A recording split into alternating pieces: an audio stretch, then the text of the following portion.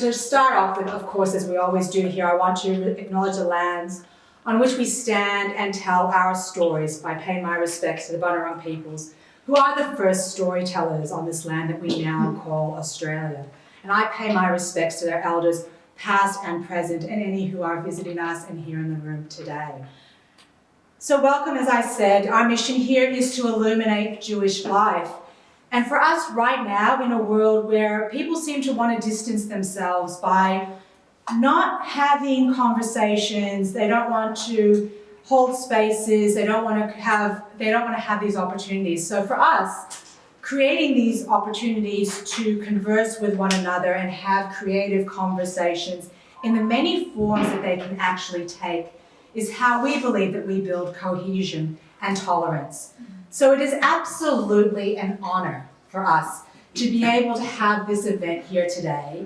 And it's a testament to Joanne Fedler, may I say, that all of you are in this room today with all the crazy that Melbourne weather brought. Yes. I have to just say, it's thanks to Tanya Salvi, actually. Yeah, and also shout out to Tanya, who I just met today, because we all need a friend like you. You're awesome. Thank you for helping bring all this together. It was really incredible. I'm going to introduce both of our fabulous people who are speaking and holding this incredible conversation. And I want to thank you all for coming to support this event here and this conversation that we're about to have. And as an additional thank you, I also want to say to all of you that I'd like to offer you free tickets to an event we're having next Wednesday night, which is all about what makes Jewish music Jewish. So if you are interested in that, I can't give out tickets because I don't know, these things just don't happen anymore. Like, I'm just getting so old, I can't quite fathom why I can't give you tickets. But I can give you physical tickets. I do need to ask that you sign up, but there's a piece of paper of I can give you an email ticket. If you're interested in that, just give us your name and email address,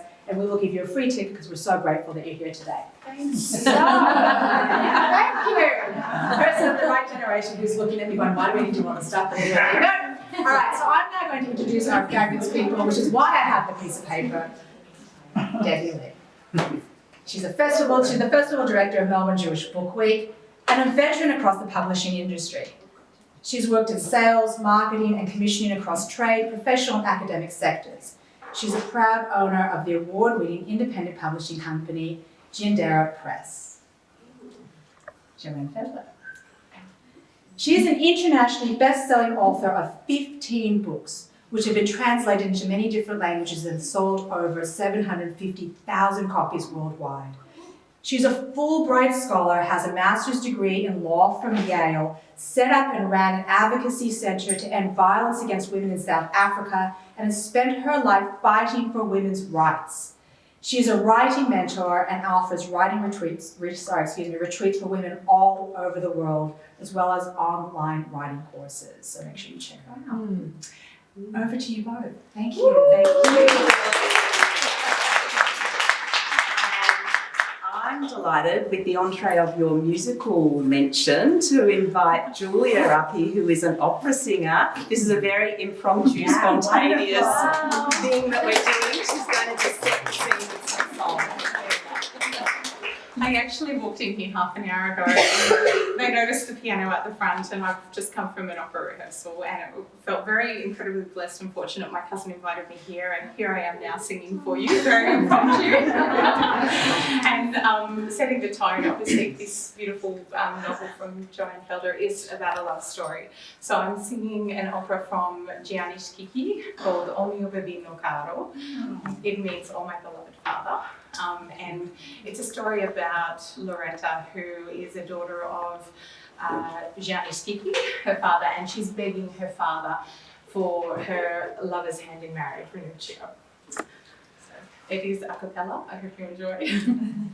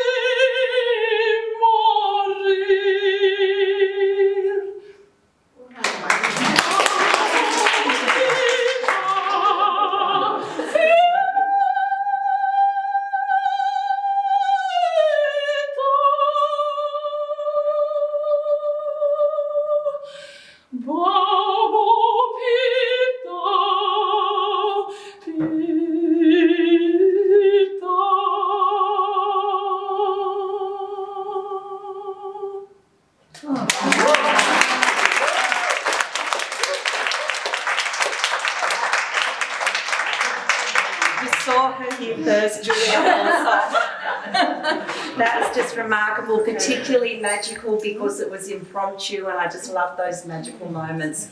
And it's so fitting with the Whale's last song. This is a masterpiece. So, Joanne, what an honour to be here. Have we not wanted to work together? Like, it's not even work, it's just a conversation. I've got to remind myself. We had a brief chat yesterday and I said, how do you want to play this? And Jo said to me, I just want it to be organic, and that's how I like to operate. Just like this little, episode that we've just experienced. So I think I want to throw it to you to do a reading just of that first page, just to again add to that setting of the scene. Thank you so much, Deb, and thank you all for being here. I'm so grateful to all of you for coming out on a Sunday afternoon, the kind of thing that I would be like, oh God, 5:30 on a Sunday, really gonna have to do this. And I just am so really grateful to all of you. I drove down to Melbourne by myself, just because I was offered this opportunity, and I just felt like I wanted to come to here to share this little book with you, which we'll talk about a little bit more after I read it. So this is the little preface to the story, and it goes like this. Before our story begins. There was a time when the forests and the mountains and the sloping woods belonged to no human. The world was a pulsing heart, and each small thing knew its place in this grand scheme, without which the whole machine of it would stop, and all that lived would die. There was enough of everything: warmth, clouds, rain, fruit and nuts. Kindness from one person to another flowed easily, and between people and animals and trees and flowers and weeds, everything knew its place. The worms knew how to do their worm work, the bees did their bee business, and the butterflies were the most delicate ambassadors of hope and change. Every day new, it was new, not the same as yesterday nor the same as tomorrow. People woke from their dreams and beheld the dawn, and their first utterance was to thank the new day for coming back again. There was none of this taking for granted business or expecting a morning to arrive on time, like a job that begins at 7 a.m. sharp, and if you're late again tomorrow, that will be your final warning. Every person understood that to be human was to carry the responsibility of completing creation. No one was exempt, nor wished to be excused, like one might try to ride out of conscription for a war you did not want to fight in. No, this was a time long before men found ways to cull their young by leaving battlefields bloodied with their beautiful, fragile strength strewn for the vultures and jackals to return to the dust. And what a curious notion to imagine you were exceptional or special or even more preposterously chosen and could do it alone. It would have been as ludicrous as thinking love was a private enterprise, something you could do all by yourself. No one questioned this core truth, nor felt burdened by the duty of it. To serve your part was to lighten yourself. The more you gave away, the lighter you became, and lightness was the purpose for which all beings were made. Everything appreciated this. So when did it happen that people started to forget? The great forgetting began when humans built walls to keep the wild at bay, as if they had not emerged from and of its slushy, mucky, heaving chaos. Their thinking turned to splitting and splicing, and it spread and mutated like a virus. Soon all things were hacked, divided and othered, the world separated into human and inhuman, man and woman, powerful and powerless, young and old, lucky and unlucky, those with and those without. The powerful on their lofty perches became subjects, and they deemed the vulnerable to be objects. They stashed food and kept it for themselves, for by the logic of the great forgetting, their lives, desires and pleasures were more precious than those of others. And this is when nature became confused, for her way is always to make things fair and even. She sends water to fill empty dams, high pressure winds to low pressure areas, hot air upwards to push cold air earthwards. The universe has always dispatched replacements wherever there are vacuums to create stability. when there is imbalance. Nature didn't count on the hoarders who refused to share. Humans, as it turns out, have not been good students of nature. Soon they ignored the fact that everything they possessed, all they had accumulated and turned into commodities, were gifts from nature. The great forgetting led to a slew of wicked troubles too many to count. The problem in the world is not that there is a lack of food, there is enough. It is not that there is a shortage of love or joy or wealth to go around. There is enough. The problem is not that there are no solutions or miracles. They all exist plenty. To fix the world, humans simply need to remember their place in it. This story is about a small person and a whale who remembered to remember. So, that is just the beginning. But as you will see, the richness of thematic, allegorical, philosophical, inspirational thinking in those few pages is all through the book. So for me, I know this is unlike any other book you've written, and this is your 15th book. This is kind of you. It's you writ large on the page in a sense. It's everything that you've worked towards, would you say? I mean, how did you come to write this book? Tell us about the genesis.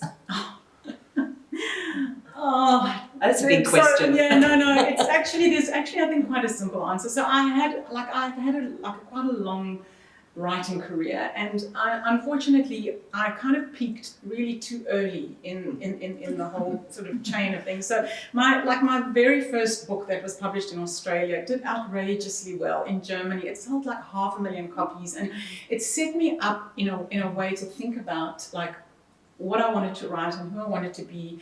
That made me think I need to keep doing that thing that got that success, and that's how you become successful. So I wrote sequels to that and tried to like replicate the formula of that. And I mean, those books were okay. They sold quite well in Germany. They sold, okay in Australia. And I got to a point where I'd worked with lots of different publishers, and I was writing books, I wrote a book about immigrating, and I wrote a book, a novel called Things Without a Name, which was also probably this one and that book are probably like two the books I love the most, because they really came from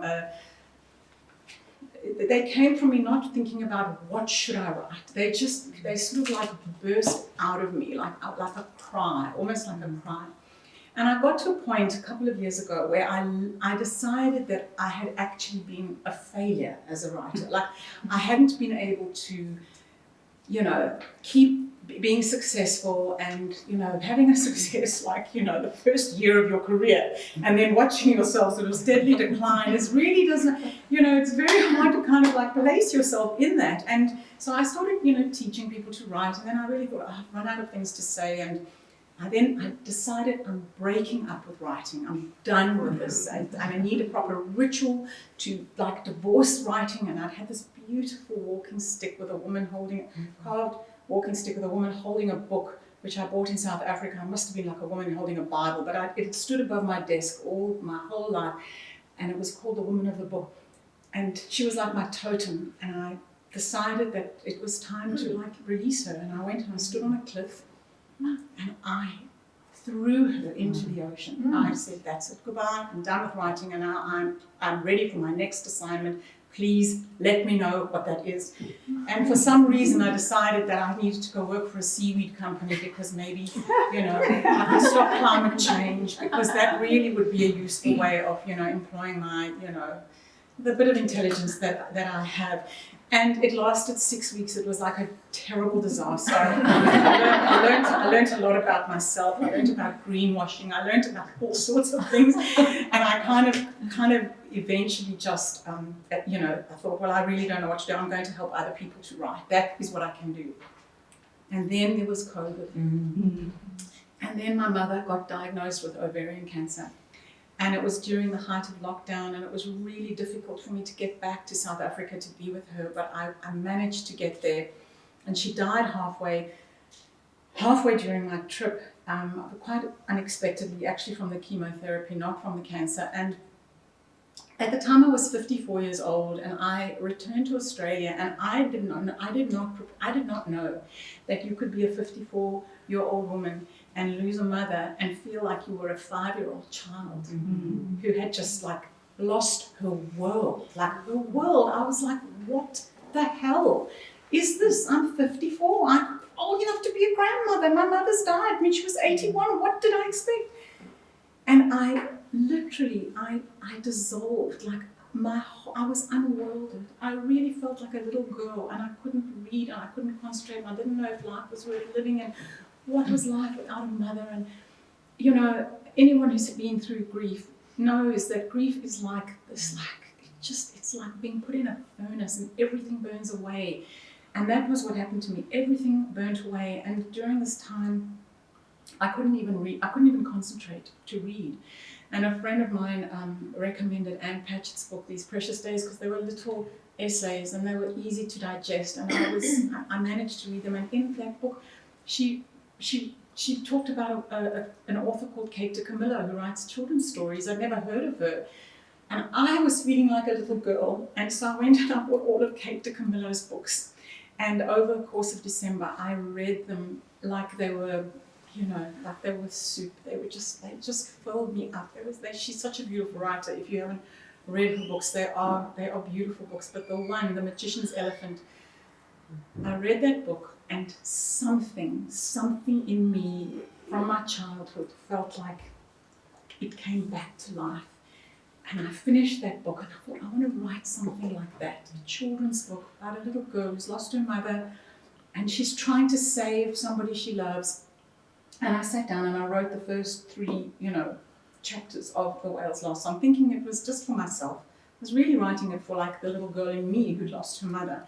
And I didn't know, and this weird, strange voice came through that I've never written in before. It's unlike anything I've ever written.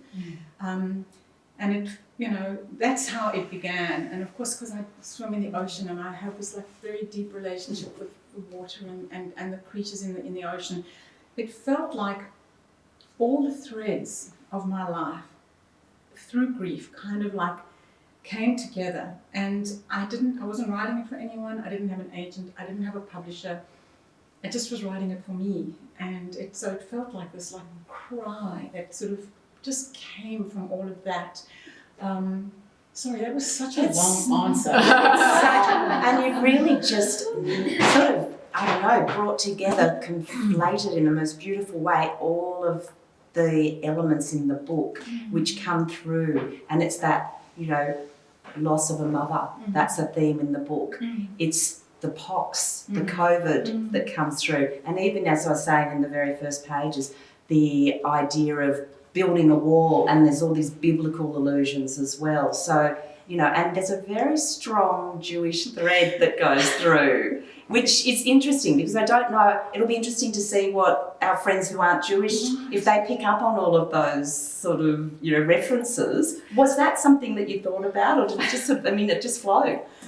That there are these, these threads that do run through it, even sort of some of the names that Mordecai, Shems, Halevi, and Malachi, who yes. is this, she's got this note that she has to go and deliver to this spirit that she doesn't even know who it is. But I was obviously thinking Malach HaMavet, which is, in the end, the angel of death.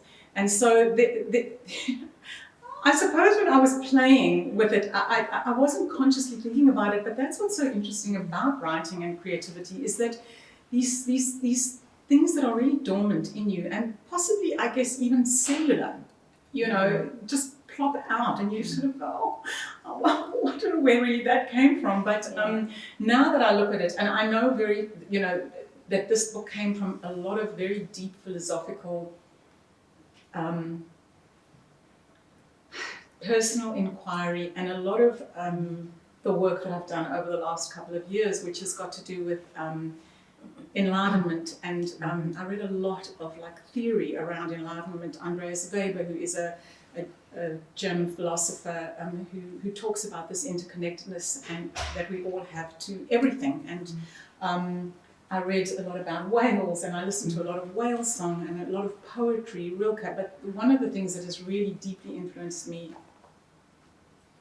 a lot in the last couple of years, and actually a lot since the 7th of October, I've gone back to it, is the diaries of Etty Hillesum. I don't know if any of you have ever read the diaries of Etty Hillesum or ever even heard of her, which kind of upsets me a little bit because everybody knows about Viktor Frankl's Man's Search for Meaning, but Etty Hillesum was a young Dutch writer who wrote these incredible diaries. She was in Westerbork labor camp. She was 27 or 29 when she was killed in Auschwitz, but the philosophical writings that she has left behind are like so sophisticated and so beautiful and so rich and deep. And she was somebody who recognized that there were times she actually had opportunities to escape her fate, to, you know, when she knew she was being called out.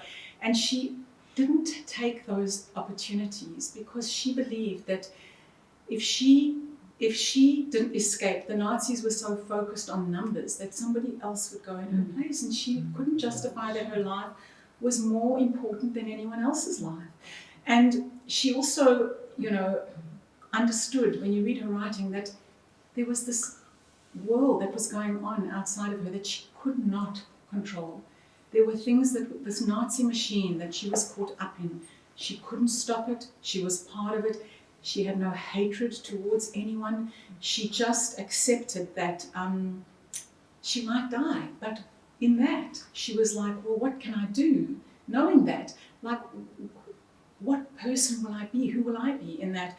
And her thing was that she said she wanted to be the thinking heart of the barracks. She wanted to be the person that could offer comfort to people who were suffering and who were in, you know, excruciating pain and couldn't bear the suffering. And that was how she, at the end, when they put her on the train, one of the last things she ever wrote is that we left the camp singing.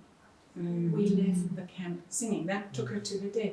And you know, I've been so affected by her writing and by her philosophy, because I sometimes look at the world and I think, how do we stop this like runaway effects of climate change and hatred and violence and all of this stuff, and how do we position ourselves in all of that? And I keep going back to Etty's writings, and actually there's an Arab woman and a Jewish woman who run a Facebook group based on Etty Hillesum's writings. She's actually somebody who has now been able to bring people together around these such divisive issues. I just love her. So I mean, and you talk about her at the end Yes. of the book. So at the beginning and at the end, the book is sort of bookended by your deep thinking that fed into the book. And as I mentioned, your mother dying and COVID, but there were so many more elements. It just doesn't stop. The namelessness, the dehumanisation of people, you know, once you take away the individuality, and it is about, you know, the Holocaust, it brings that to mind very, very clearly. But the sense of, the names are so important. Every single name in the book. How did you come up with those? And a lot of them are Spanish influenced. Did you do a lot of research in that regard? Did you speak Spanish already? It's such a silly answer, honestly. When I started writing this book, and I sort of wanted it to be not a fairy tale. I didn't want it to be a fairy tale. I kind of wanted it to be something that could have happened. So I wanted it set during the time of a pandemic. And so I did some research, and you know, the Black Plague of Seville, which, you know, happened in Spain, and I thought, all right, so I'll set it there. Then I had to do all this research on, you know, the kind of goats that would have, you know, they had in Spain, and the kind of things they would have eaten, and even, you know, the fork, which, you know, in the 1600s people didn't use forks, so a fork was like regarded as like a devil's pitchfork, or only royalty used it. So I learned a lot, but honestly, just the decision about Spain and the names and all that was literally that I wanted it based on a time that I could research that had actually happened. So it sort of could have happened, you know, during the Black Plague of Seville, and I kept trying to wonder how people in that time would have coped with a pandemic. I mean, given what we all just went through, can you imagine in medieval times what it would have been like? And you know, I really started to try and understand, you know, think about the poverty as well, and when you add all those factors into it. So that was honestly... And the tyranny of the rulers, but Yeah. also on the name front, you've got this interplay on the sort of non-binary element, which is currently a very hot topic. So you've got this gender fluidity that's coming through loud and clear. Even the main character, Teodoro or Dorothea, brought up as a boy but actually a girl and called Teo, or do you say Teo? How do you pronounce it? I don't know. Every time I speak, it actually was funny when we were doing the audiobook. There was a woman who was actually reading the main story. I just had to read bits and pieces of it. So she had her own pronouncements for everything. So they made me redo my parts to match hers, because I was calling Teo and she was going Teo, and she was calling it the Marquis and I called it the Marquis. So they're like, no, so you have to redo that because that's not how the actress did. So anyway, so I don't know how it doesn't matter. It doesn't really. matter. It's really, and I read aloud as I read to myself as if I'm reading aloud. So I'm a very slow reader, but I take it all in. Yeah. And I actually advise everybody to read accordingly with this, because even though you say it's not a fairy tale,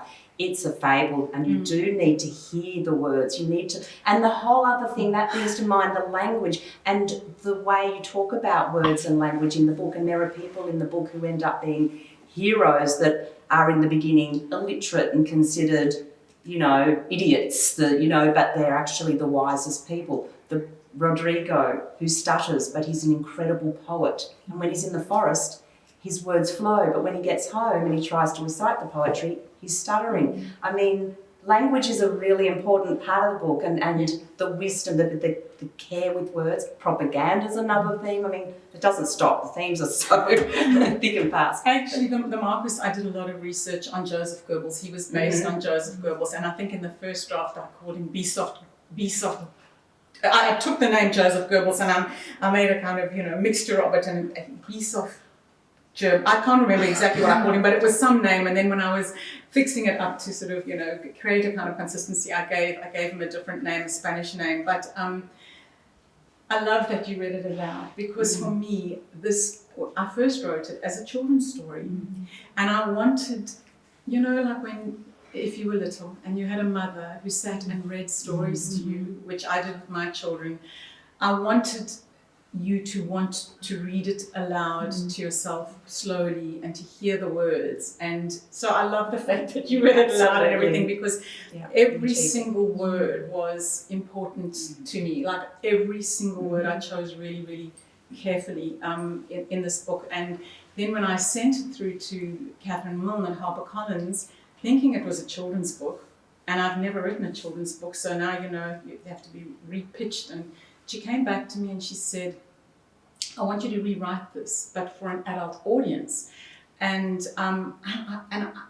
she said, it's like The Little Prince, she said. And I thought, but I wouldn't have, if I thought this was for adults, I wouldn't have chosen an 11-year-old girl as my main character. I mean, that's really not a good, I wouldn't have chosen an 11-year-old girl if I was writing this for adults. But she said, you need to make the Marquis, he's a caricature, because I thought I was writing for children. So I was sort of muting the violence. And she said, no, you need to make him really evil. He needs to be a force of real evil.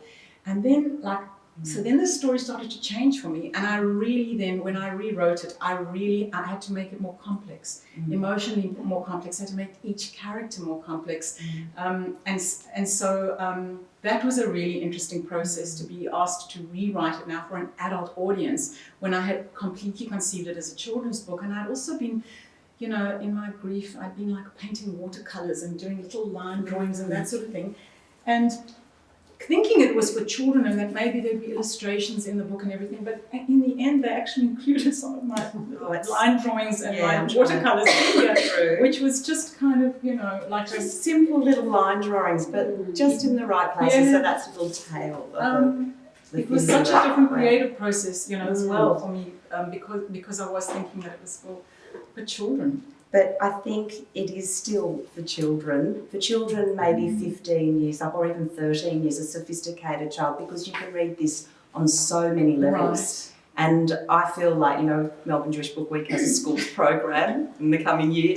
I mean, this to me is rich for children to be able to, with the right guidance of the teacher guiding children. I think it brings to the fore ways of being, because you talk about good versus evil, and I think there's a premise in here that people aren't necessarily born evil, and there's a lot about, you know, nature versus nurture. You really go deeply into that. So the Marquis, or the Marquise, whatever you want to call him, you know, his mother turned her back on him, and he's never recovered from that. And then Graviel, who is his servant, who is illiterate and, you know, this overgrown man that has to wear a helmet, and so he's kind of shadowed from the world, but he ends up being the most compassionate person with this moral compass, and he actually recognises that the Marquis doesn't know any better. He said he doesn't know any better, he doesn't know. So there's an element of forgiveness in that. I really, you know, I think at my heart, I really do fundamentally believe that people are not born hating, and people are not born wanting to be violent. I think I have to say, events in the last year have kind of challenged me a little bit, because I am wondering whether, you know, there is such a thing as like evil, and whether we need to sort of be conscious that there is evil in the world. I don't know really where I sit with that, but I think fundamentally individual people who behave with cruelty, that I think comes from wounding, and whether it is personal wounding or intergenerational wounding or whatever it is, because of course the Marquis's mother was branded as a witch, and one of the things that I found really interesting about doing this research, because I wondered, you know, what was the overlap between like the witch hunts and when those took place, and, you know, the impact that would have had on so many children there were lots of men as well who were killed as witches, but women in particular. And it's so really what I have loved was actually I have a lot of male friends who've read this book who have been very moved by the portrayal of masculinity in this book, which I wasn't even conscious of. I mean, I really do love all the characters. I love them all, and I have compassion for the Marquis. And I wanted that at the end, that as much as he was evil and cruel, terribly cruel, like he had a story too, you know, and maybe that doesn't bring forgiveness, but at least maybe a little bit of understanding, you know.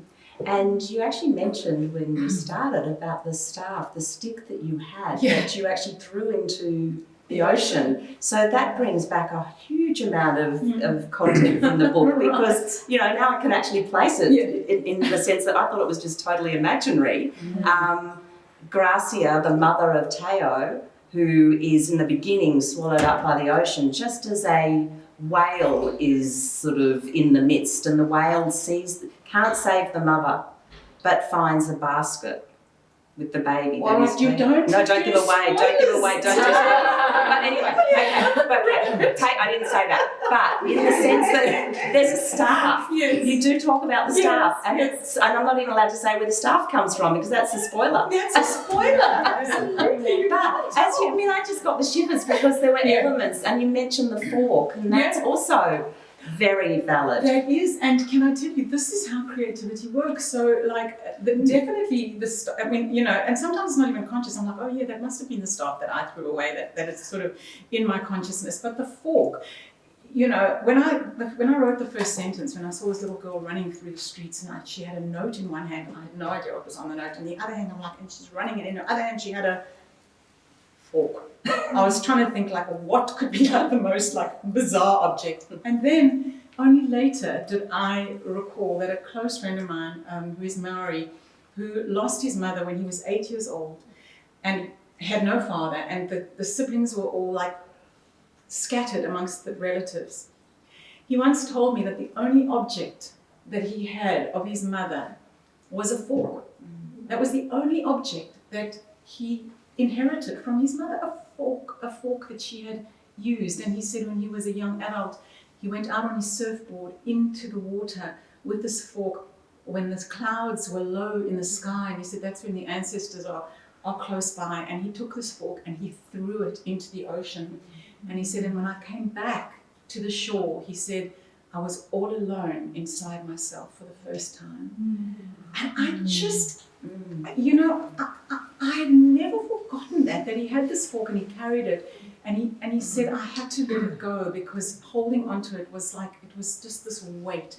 And I had to return it to somewhere so that I could be all alone inside myself. I mean, isn't that just beautiful? It's just magnificent. All alone inside And it myself. also brings to mind, well, there's a lot about intergenerational trauma, Yeah. but also about memory passing through the generations. And that's a sort of mystical element that we have to almost, I think, suspend our scientific mind to accept that that does happen. Right. Because you definitely have elements of passing on dreams and, you know, events that replicate from mother to daughter when the daughter's never met the mother. I'm very interested in this aspect of our psyches, you know, these mysterious sides, you know. I'm very into, you know, dreams and the way in which we play out myths in our lives and the way that memory works through us. I mean, I don't know how it works, but I just have a felt sense of it.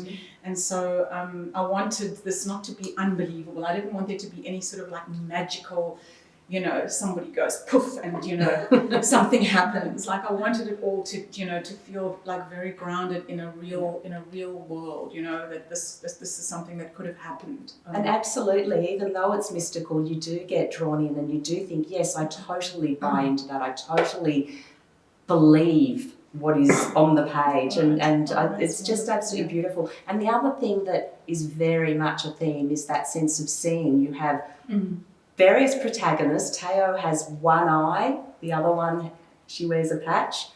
There is a main character who is without sight, who is actually a seer or she's a doula, she brings babies into the world, but she can't see, but she's all-knowing. So, you know, and then you have the whale with the eyes on the side of their head. On the side of their heads.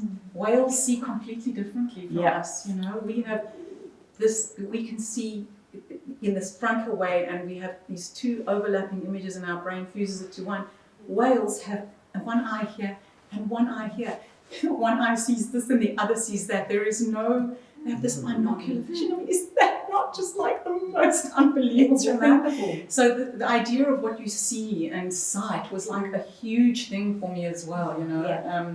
Exactly. And even Dante, who is the Marquis hawk or albino goshawk. Yeah, goshawk, yeah. How do you call it? Goshawk. Oh, okay. I wasn't sure. Another one that I wasn't sure of how to pronounce. But, you know, has blinkers on the whole time and is sort of waning throughout the story. This little hawk that has been tethered to, you know, never be able to be free, but with the blinkers. So, you know, there's that sense of constraint. Yes. All the way through, but also, you know, the dreams that you're not allowed to speak for fear of being branded a witch. That's right. So particularly for the women. So this is in a time when, and you know, hello, are we back here or what? In terms of the misogyny and gender, you know, warfare in a sense. Well, I think that's what's so beautiful about fairy tales and myths is that they, you know, they really do echo whatever era we're in. You know, they seem to be so sort of otherworldly, but there is always a kind of a counterpart to the world that we live in. They play out in our lives, you know, all the time. And that was really what was I really found it a very rich way of speaking, because I feel now, and especially in grief, it is very hard to speak in grief directly. And that sometimes you have to kind of speak around something, and that was what I felt this story allowed me to do. I'm speaking about all the things that matter, but not directly, or, you know, almost like in these sort of dreamlike ways. And I think that the most that we can hope for, specifically in a time of loss and grief, is to feel what we need to feel. And I really hope that the story is something that just evokes something in the reader, you know, just some kind of emotional response to any one of the, you know, the characters or any one of the moments, because that's the thing about a story, you feel something, and when you feel something, the beauty of that is that it is always linked to a memory. Everything we feel is tied to a memory, and that's why when we read something that is just in another place or in another time, or it's a fairy story, it's science fiction, that feeling that we have is tied to something, and that's where that beautiful conversation just between an individual reader and a text happens. And it's different for everyone, because people will come back and say, you know, that's what spoke to me, or that's what spoke to me, you know. So that is always so exciting, because you actually also don't know. When my male friends came to me and he said, you know, the way you've portrayed the men in this book is just, there's so much tenderness and so much compassion, and I hadn't set out to do that. Like, it was not like I wasn't consciously doing that. But you absolutely achieved it. Even the fact that Rodrigo, when he cries, and he hasn't cried before, and he's a young 13-year-old boy, which is also very relevant on the cusp of manhood. And it was just that sort of simplicity of that action, that human action, but it's allowed for men to cry. And Mordecai, who is in a cell, like a Joseph and his Technicolor Dreamcoat kind of thing, or you can, whatever way you interpret it, like you say, everybody interprets it differently, but he is a truly, purely good soul. Yeah. And it's juxtaposed against the Marquis. So there's all these, good versus evil. But yes, fatherhood is very important. Mothers have passed away. Fathers are prevalent in their children's lives. So there was a lot of motherlessness in this book. I mean, I realised, I kept thinking, oh God, everybody's lost their mother in this book. It felt, quite like a big theme. And when you're pulling a text together, you don't want to overdo a theme, or you don't want to overplay a hand, or be pushing it in people's faces. But it just seemed to be, I think in those times. And I also look at, in my family history, there were a lot of people who lost their mothers young, and that obviously is just something, when you lose a mother, that felt to me like the unworlding of myself and this kind of rebirth into this different storytelling.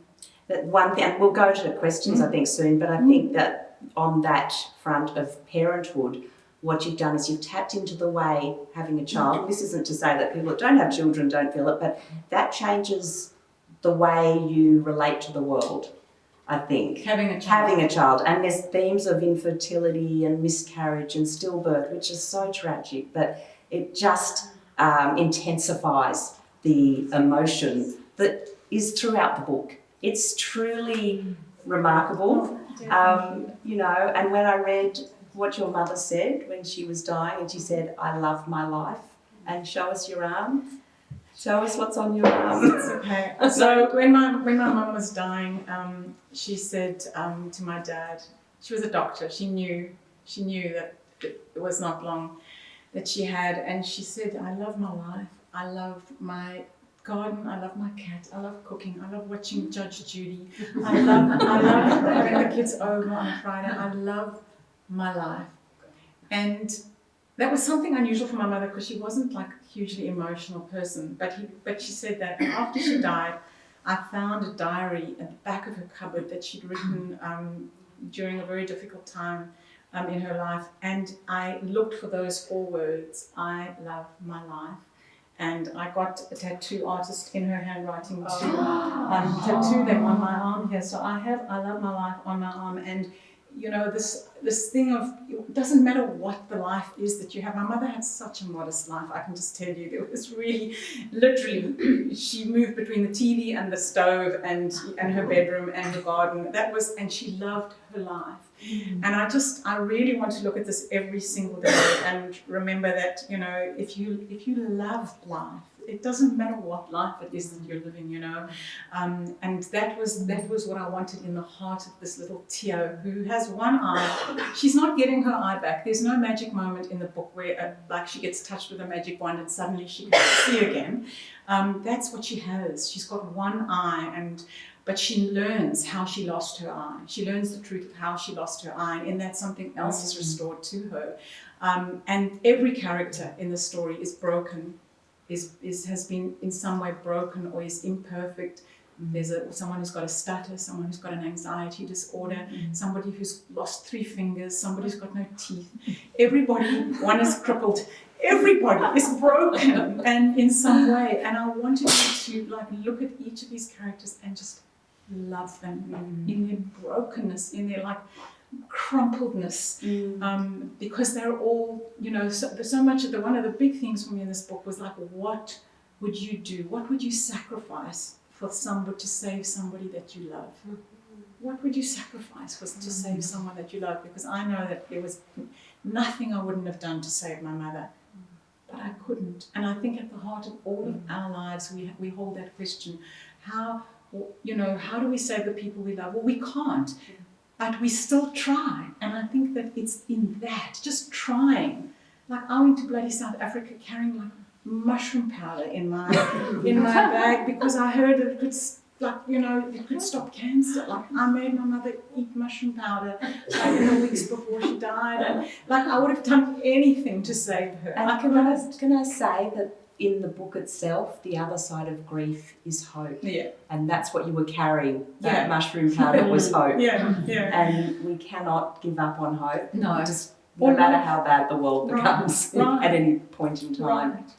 Yeah. So anyway, my hope was that at the end of this book that your heart feels lifted. I want to just say that image, if you think about what a whale weighs, and you just think for 1 second what it takes for a whale to lift itself out of the water and, return to the water, it's almost like scientifically inconceivable. And yet it happens. Like, that is like the most miraculous thing that you can imagine. And I just wanted everyone reading this book to have that feeling that you could sort of like lift yourself. You could just like lift yourself from grief, that somehow you could just kind of like soar through it or overcome it somehow. And I've had some really beautiful feedback from people who've read it. So I just hope that somehow that it will touch you, it will move you, that you will enjoy reading it, that you might read it slowly, read it aloud, gift it to friends if you love it. Do you want to do another reading?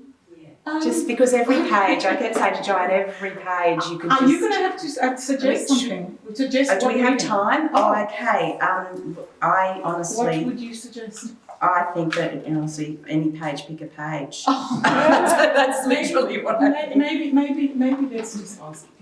Do you want to go to questions, maybe? Yeah, I'm happy to answer your questions. Yeah. Do you have questions? I know it's difficult to... You could.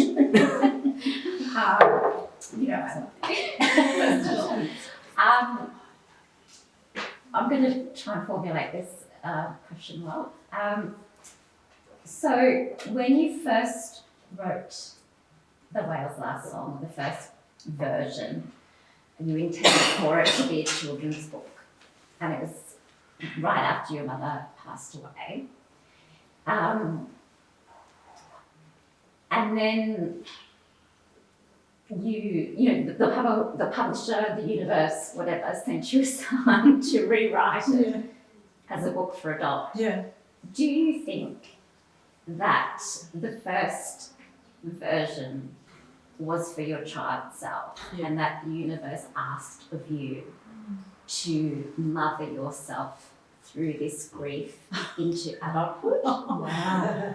Sorry, I told you it was going to take a bit of time. Wow. I mean, I do. I feel, and do you think you could achieve that? Yeah, I do. It was a very, very healing. That's a beautiful, I think, a really beautiful and very perceptive analysis, I think, of what happened in that initial story. Because I really did write that first version for me, and I didn't know if anyone would be interested in it. So when I did send it to an agent, and she was like, oh my God. I was like, oh, okay, it works for you as well, because this was for me, And she was like, yes, it is. I said it was special for me because I needed to write it for me, and so I feel like I definitely had to. It was also, there's a voice in. You haven't read it yet, Natasha. I know. There is a certain voice in this book, a narrative voice, which is kind of very different, but it's kind of a voice that is like over here, talking to you. And I was asked a question in another one of these launches about that voice, like, where did that voice come from? And I hadn't really thought about it, but I wondered whether,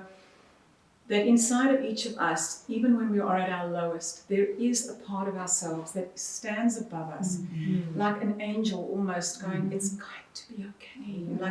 And maybe that is the voice of the mother maybe that is, the voice of our higher self. Maybe that is the voice of our ancestors. It's that deep inner wisdom that's going, it is so shit now. Yes, it is like so dark, but if you just hang in there, like, it is going to be okay. And I feel like maybe that was what that voice was in me, saying to me, you will get through this grief. I don't know how. You will get through it.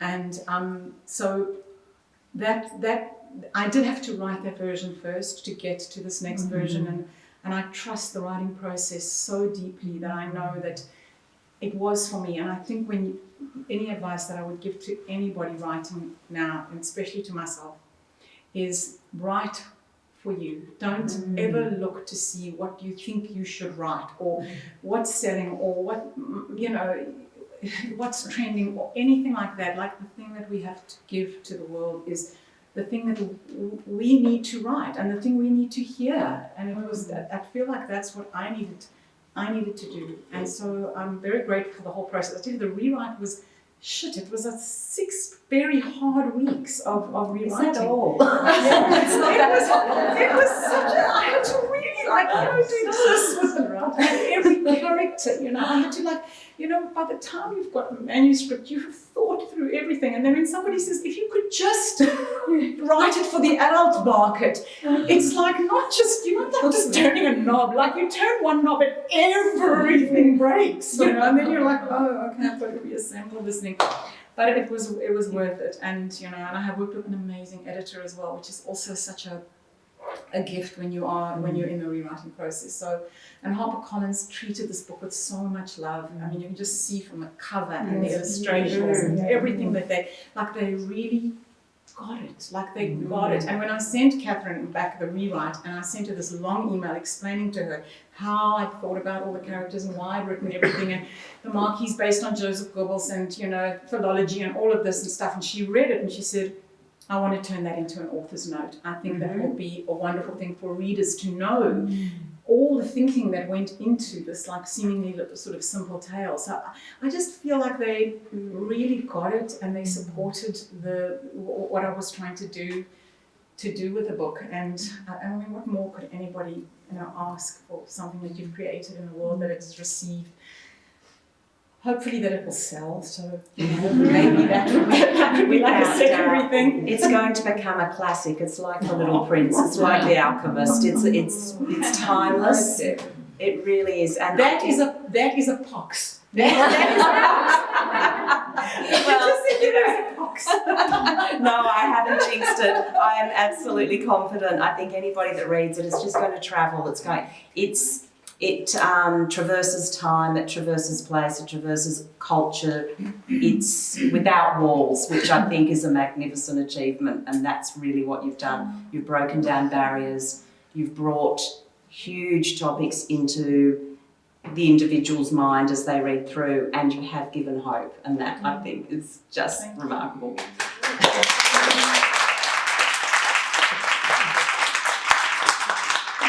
Do we have any more questions? Do we have time for one or two more, or do we feel that that's the fitting way to finish? Because we are selling the book, and I will really recommend it, for whether it's Hanukkah, Christmas, or no reason whatsoever, just buy the book. And if we don't have enough copies, the Avenue has stopped. We should have told them we had a full house. We also have champagne. We have champagne. Can I just tell you that I met this woman, Mia, yesterday on the beach, and we were swimming with Tanya. I met her, and when I told her, and when Tanya was like, oh, you must come to the launch, she's like, well, have you got champagne? I said, no.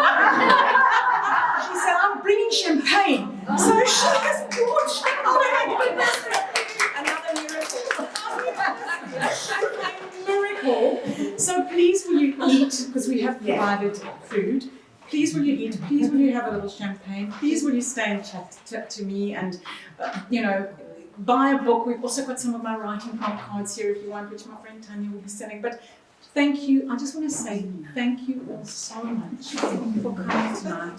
You have really made the 900 kilometers that I traveled on my own completely worthwhile. And I also got to meet a few people here that I've only, haven't met in person, very special people. So I appreciate your presence here so much, and thank you for coming to celebrate our whale.